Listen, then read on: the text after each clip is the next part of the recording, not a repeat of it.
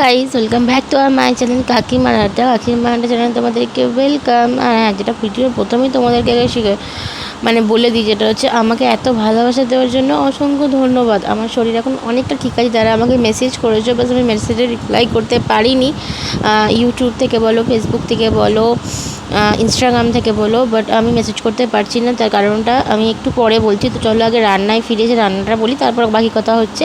তো দেখতেই পাচ্ছ, মা সকাল সকাল রান্না বসিয়ে দিয়েছে। দেখতেই পেলে যে একটা মূলোটাকে কিন্তু ভেজে নিয়েছে, ভেজে নিয়ে ভালো করে ভেঙে নিল, দিয়ে কিন্তু উচ্ছেগুলো দিয়ে দিল। এটা হবে উচ্ছে চচ্চড়ি। তোমরা আমাদের বাড়িতে প্রায়শই হয়, এটা মানে বলার কিছু নেই। অবশ্যই তোমরা যারা ডেলি ব্লগার, যারা ডেলি ভিডিও দেখো, আমি কিন্তু এরকম ভিডিও এর আগেও অনেকবার তোমাদের সাথে শেয়ার করেছি। তারা দেখলে অবশ্যই বুঝতে পারবে। আর এই খাবার রান্নাটা আর কি আমাদের বাড়িতে সবাই খেতে খুব ভালোবাসে আর কি। আর এই যে উচ্ছেগুলো দেখতে পাচ্ছ, এটা কিন্তু উচ্ছে করলা নয়, এটা কিন্তু আমার বাড়ির গাছের, মানে আমার বাড়িতে একটা গাছ হয়েছে, জানো তো, অটোমেটিক হয়েছে, নিজে থেকেই হয়েছে। কি সুন্দর সুন্দর উচ্ছেগুলো হচ্ছে। উচ্ছেগুলোর টেস্টটাও অন্যরকম, জানো তো, খুব ভালো।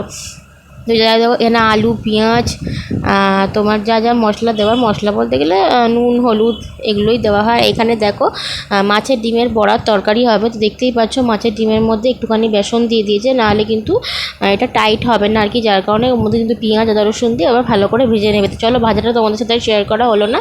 এবার আসবে তরকারিটা, মানে মাছের ডিমের যে তরকারিটা, সেটা তোমাদের সাথে শেয়ার করবো। দেখো তেলের মধ্যে, খানিকটা তেলের মধ্যে কিন্তু আলু দিয়ে দেওয়া হলো।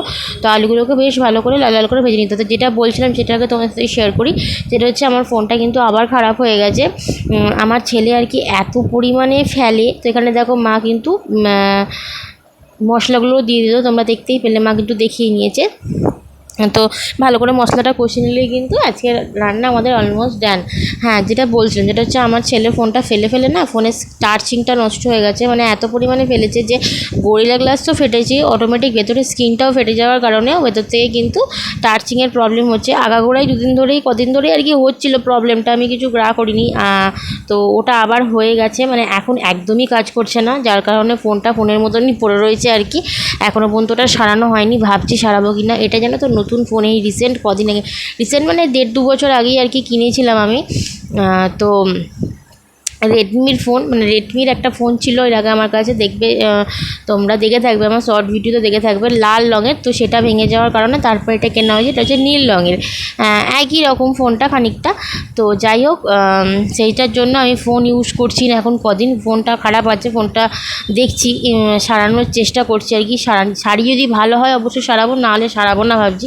কারণ এই ফোন একবার খারাপ হয়ে গেলে না, সারালে না সেই রকম আর ঠিকঠাক হয় না। তো দেখো ওখানে তরকারি অলমোস্ট ডান, ওপর থেকে একটু গরম মশলা ছড়িয়ে দিলেই কিন্তু আজকে রান্না আমাদের রেডি। আর এই রান্নাটা কিন্তু আমার খাওয়া হয়ে গেছে, তারপরেই কিন্তু তোমাদের আমি ভয়েস ওভার দিচ্ছি। রান্নাটা কিন্তু অসাধারণ হয়। এরকম ডিমের তরকারিও কিন্তু আমাদের বাড়িতে এর আগেও হয়েছে, আমি তোমাদের সাথে শেয়ার করেছি, তাই বেশি কিছু আর বললাম না, জাস্ট একটু ভিডিওটা দেখিয়ে নিলাম। আজকের ভিডিও এইটুকুনি, দেখা হবে নেক্সট ব্লগে। টাটা।